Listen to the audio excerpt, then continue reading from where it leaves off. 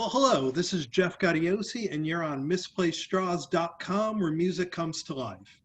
And my guest today may have a pretty familiar last name, but his band Levara is brand new and about to release their debut record on May 14th.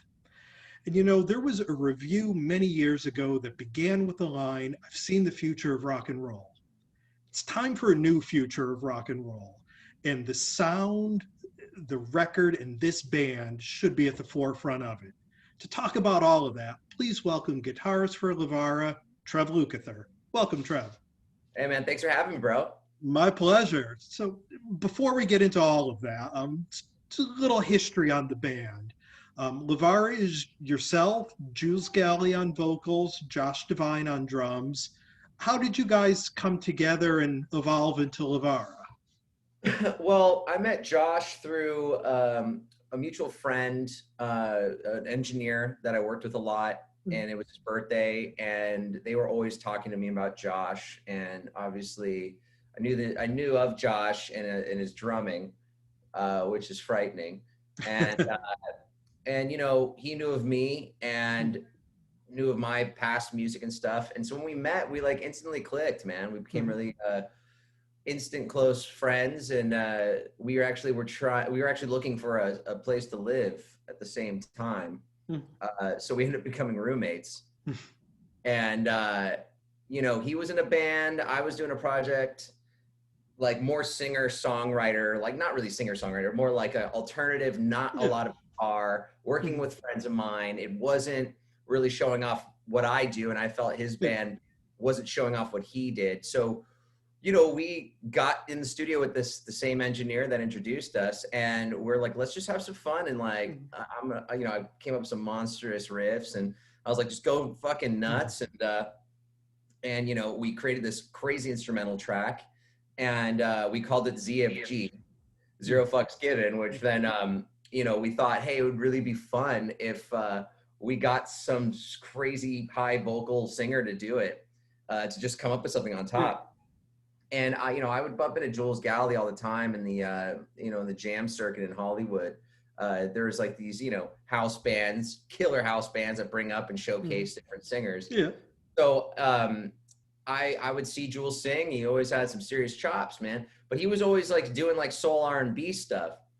I never heard any like rock stuff from him. But I was, going through Instagram, and I came across a video of Jules, and he just went up to that really high register, and it kind of sounded like Axl Rose, Miles Kennedy vibes. Yeah. And I was like, Josh, you got to dig this, man. And then I DM'd him. I said, hey, dude, like we came up with this crazy track. Let me send it to you if it's something you'd be into. It's like, we're not starting a band or anything. It's just for fun. And he hit me back, and he was like, dude, this thing is scary good. And he's like, let me come up with something. So he came into the studio with like full melodies and lyrics and just wailed and killed it. And we were just like super, like we were having a blast, and then like one of my dear friends was having a birthday party. I think after we finished the song, it was like a week later or something. And he's like, why don't you have those guys play with you? So we played at my buddy's birthday. We didn't have any songs, so we got into a rehearsal room for a weekend and came up with like 4 songs. And when we played, man, the reaction we got was so happening that we were like, okay, this might be something more than just us not committing, So that's kind of what started it. And we got into a studio, recorded like a few song demo, and then we went on the road, and then one thing led after another. We opened for Toto in Europe, and then came home, demo, like so basically we had like crazy riff rock kind of project before. And then when we were on the road in Europe, we opened for Foreigner on Josh's birthday. It was a random gig thrown at us last minute, and but it was only an acoustic set we can do. We never rehearsed an acoustic set before, so we literally were rehearsing in the dressing room, and then I picked up an acoustic guitar and I just started, and the automatic riff came out. And then Jules was kind of like that. Everyone's like, that's pretty cool. And then we came up with the hook, and then we're like, Jules and I kind of had this look with each other. I was like, this is something special, and this is maybe the direction we wanted to go. Because I think we were hitting a wall with the riff rock stuff. Right. It's like, there's only so far we could take that. We wanted to really, really go to another dimension with our songwriting and sound. So we got back from the road and tracked 2 songs, and Automatic was one of them. It wasn't the one that's on the record, but we demoed it, and led to a record deal, and then Levara was born, man, you know, because we knew that the name didn't fit, and Sam Baccaro was playing with us at the time too, and Sam's departure, you know, and we were going to be we changed the name. It was a fresh start, and we thought it was right, you know.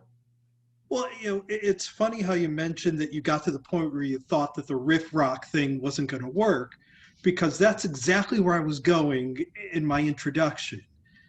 A lot of the new bands that are coming up now are still going back to that model of 50 years ago of sounding like Zeppelin or sounding like Bad Company. And that's great, but that's going to get you an audience of guys my age. Yeah, I think what you guys are doing, you know, you're building off sort of the melodies, the choruses, the production quality of pop music, but adding the attitude, the guitars and the drums behind it to create something that, at least to me anyway, is going to grab you a younger audience who's going to grow with you and be into it. I mean, does that make sense to you at all? Yeah. Totally. And that's what we want too. We wanted a young audience, you know, and like we did the tour, you know, we opened for Toto, which, you know, was a lot older of a crowd. Yeah. They did have a resurgence, so there was a lot more younger people, but for the most part, it's a bigger crowd, and Foreigner as well. And like, you know, we've never really got a chance yet. Well, one, obviously we made the record and the pandemic happened, but like, you know, not being in front of a young audience yet, like we really want to really test this out with a young crowd, you know, for like a very relevant alternative rock band or something. Exactly. Yeah. Just show them what we got. So yeah, I mean, I that was totally the goal. I mean, we're all young guys, man, that like wanted to, you know, we wanted to do something fresh, man, and we kind of went in the studio with not really an idea of like, we had the songs that we were really stoked about, but like we didn't know, like I personally didn't know. I was like, okay, this is my first full album I'm going to be making. And this is going to be the introduction of a full album of like me as a player to the world. And what is that, you know? And I never really sat down and like experimented with a ton of pedals. I never worked with anyone that had the patience to do that with me. But my buddy Kaufman, who worked on this record with us, and I co-produced, we produce records together now, but like, you know, he sat with me, and you know, I'd get in the studio at like 8:30 in the morning, and we would like experiment till about 1 or 2 p.m. That's when the other guys would come in. And it was cool because like I finally got the chance, like, I mean, I had 40 pedals on the floor, and I went through every single one of them for every song. And I was like, let's build, like, there's like, other than Automatic, there is no there's no keys on this record. Oh, really? And a lot of people get confused. I'll see some comments like, oh, you know, they're a trio, but there's keyboards, there's all this. And there is no keyboards. We didn't want to put keys. I mean, we did, but I had this kind of idea with Ethan that was like, let's do everything we can not to put keyboards on this record. Like, let's build the atmospheric sounds and the wall of just pedals and using the guitar, you know? That's awesome. Yeah, so we wanted to do that, and I thought that was fresh. Like, there's so many bands with keyboards, and there's so many. I was like, let's do something that's straight guitar, man, you know. And it was cool because then the guys would come in after like I pretty much built up a lot of the guitar tracks, and they'd be like, oh shit, they'd be able to like really get surprised and listen to what I was doing, you know. Because it'd probably drive them nuts sitting there while I'm like going through every single pedal, you know, taking hours to like, you know. So yeah. Well, I like the record even more now, knowing that the whole thing was done on guitar, because some of the sound you have on there is just fantastic. Yeah, that's really cool. Wild. And I think also too that I get like a very sort of 90s rock vibe through the record as well, which is a unique thing. And, you know, for instance, with Chameleon, for me, the vocal melody and the chorus of it screams Goo Goo Dolls. And I think John Really? Resnick's one of the great underrated writers of his Yeah, generation. sure. But were you guys, Iris is one of the best songs ever written. yeah, so were you guys listening to a lot of that 90s stuff that you were bringing in, or is it just a function of, your age and where you're at? I mean, I of Yeah. course listened to that stuff growing up, but I mean, Mm. that was Google Dolls were never like an influence, Yeah. but but they wrote great songs. Mhm. I mean, our goal really was to like write the best tunes we can write, and also really make sure that none of the album was dated sounding. We didn't want to. Right. We didn't want Exactly. like, oh, this just sounds like circa this, and not a good circa that. Yeah. I love the 80s resemblance, yeah, in the 90s, but like Mm. in a very modern Mm-hmm. way, so yeah, but that's what I love about Ethan is Ethan never allows any dated stuff to get, it's like that sounds dated, Yeah. and like in the beginning, like some of the guys wanted strings or like on the tracks, and we're like, oof, like I Yeah. was always scared. I was like, that is just that we're risking some serious fondue cheese on our tunes.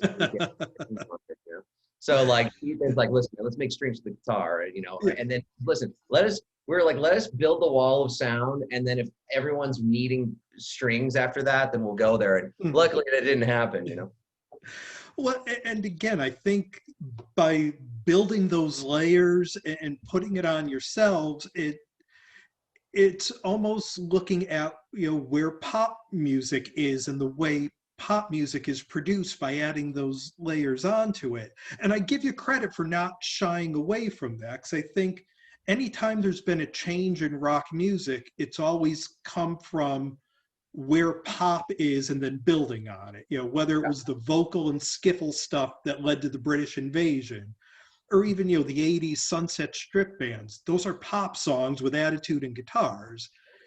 So I think I give you guys credit for not shying away from that and building that sound and production and really creating something new. Thanks, man. Yeah, I mean, we're Pop Tarts, man, at the same time, like we're all about great like hooks, and I mean, pop music, I mean, but you're right, like rock and roll bands, like Yeah. some of the most classic ones that everyone loves, they're pop songs with a rock band. Right. That's why you can remember the chorus, you're not like getting too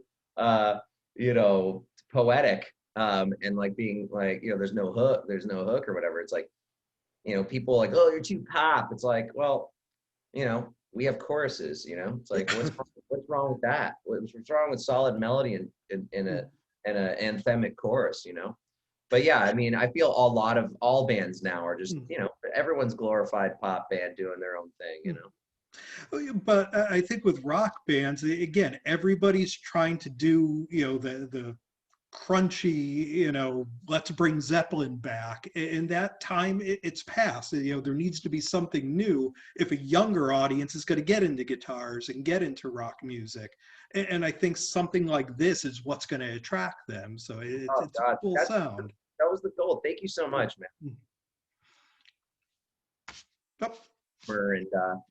And like we wanted to bring guitar solos back, Mhm. and we wanted to just have kids want to be inspired to pick up an instrument, Yeah.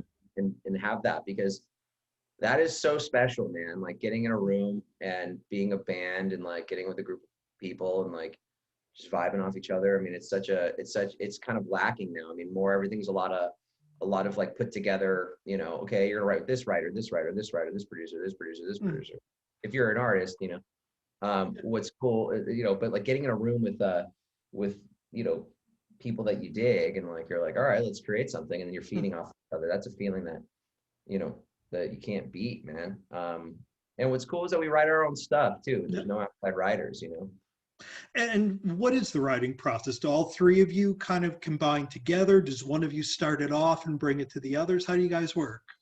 Yeah, I mean, it's a group effort, but yeah, I mean, I'll pretty much bring a pretty finished music piece to the table, that I'm pretty confident about. I would always make sure that everything was pretty together,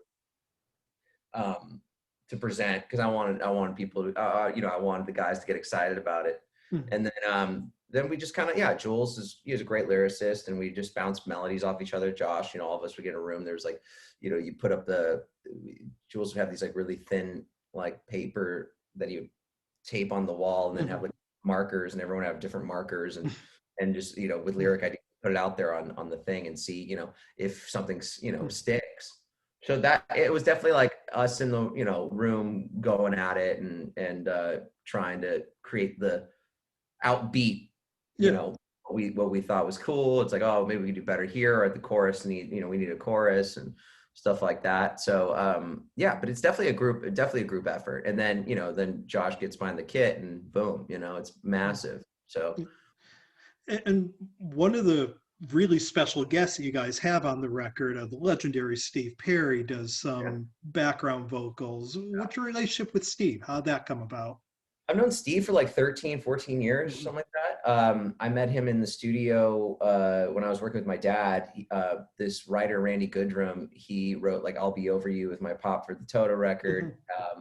And then, he wrote Foolish Heart with Steve Perry, and they're old buds. They always wrote together. So Perry just like came by the studio when I was writing with Dad and Randy for one of Dad's solo records. We just hit it off, man. And I said, hey, man, at the time I was working on my solo EP with Tommy Hendrickson. He's in the Hollywood Vampires, Alice Cooper band. At the time he had an imprint on Geffen. And he, him and I were working together, and it was very 80s rock, like 90s, kind of like this. And, I said, man, I would love to play you something in my car. And it was funny because he was like, I had this what is it? Oh my God, why am I spacing on it? Anyway, I had this really random truck that, he would see around, in the see me drive by. He's like, oh, you're that guy driving this truck? It was like SR, was it, wow, man, I can't believe I'm spacing on it. I don't know. That's a band. So anyway, can't believe I can't remember my old car. So she got in the car, listened to these tunes, and was like, he was loving it. And he says, dude, take my number down. I was like, cool, man. And then he ended up calling me. I don't know, it was the next day or a couple days later. And he says, hey, you working? And I said, yeah. And he's like, I'm coming. Send me the address. And then he was just kind of became, at that moment, we became dear friends. Nice.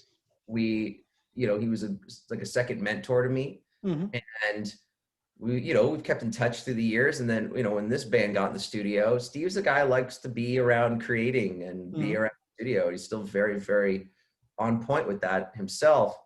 And I said, dude, I just think you're going to love this band, man. I think you're going to love this music, and I think you're going to love Jules. So I gave him the address. I said, hey, come by. We're here. We're here every day, man. And he showed up, man. And he dug the music, got along with everybody. He said, same time tomorrow? We're like, yeah, come hang out. And then we were working on this song called Can't Get Over on a record, which is probably like the most poppiest tune on the record. And he was like throwing out melody ideas, and he's like, not melody ideas, harmony ideas. And he's like, well, I could just go in and sing it. And we're like, what? Okay. I said, cool, man. And then we were hearing him sing, hearing that classic voice and classic tone, bringing such a monster extra vibe to our song. And then we got in the hallway and did group vocals together, which we have a clip on YouTube about that. Yeah, man, it was such a blast. And then he really was he had so much to do with this album, really, man. Like, he was there almost like every day with us. Like, that's great. I feel like every song has some involvement with Steve, other than like Ever Enough, or like maybe the earlier stuff like Ever Enough and Heaven Knows. We wrote Heaven Knows in the studio, but that was like really off the beginning of the record. We knew we needed an album opener, but other than that, man, Perry was around and a part of most of everything. Like, if it was not like singing some backgrounds, he was like watching me. He would come in the morning and watch me track guitar and throw some ideas out, some parts here on guitar. And then he really worked with me on a lot of the guitar solos on the record, because he was like, he was like, man, the solo has got to be as hooky as the rest of the song. Hmm. And so he would listen to my, solos, and for the most part, he loved what I did. But he's like, "Oh, this part could be a little better here. Let's, Chameleon was note for note solo with Perry, like, and That's cool. then because we were building that track in the studio, writing it, and I had the music changes in the background, but we didn't know if Jules was going to do a bridge vocal. And while we were like kind of like tracking everything, Perry, like no one was there. It was just Perry, me, and Ethan. And he was like, "Let's do like a stadium solo on this bridge. Let's just test it out. If it sucks, it sucks.